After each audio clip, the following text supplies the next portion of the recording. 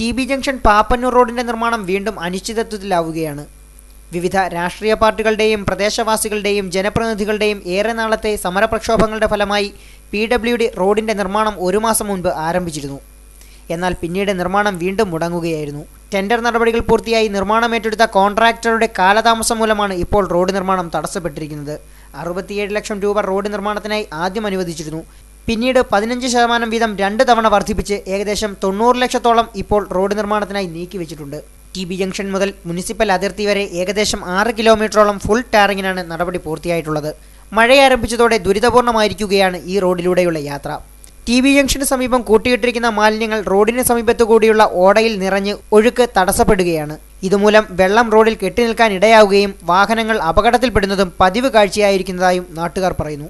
ബൈക്കും കാറെല്ലാം വന്ന് മറിയുന്നുണ്ട്. ബൈക്കിൽ 2 പിള്ളേർ വിദ്യാർത്ഥികൾ വീണിരുന്നു. പിന്നെ അവരെടുത്ത് ഹോസ്പിറ്റലിലേക്ക് കൊണ്ടുപോയി. ഇടയ്ക്ക് വൃത്തിയാക്കിയതാ, പിന്നെ ഇങ്ങനെ വന്ന് ചപ്പെല്ലാം കൂടെ. മഴ ആരംഭിച്ചതുമൂലമാണ് നിർമ്മാണം നിർത്തിവെക്കാൻ കാരണമായി കോൺട്രാക്ടർ അധികാരികളെ അറിയിച്ചിരിക്കുന്നത്. ലൈവ് വാർത്ത, പുനലൂർ.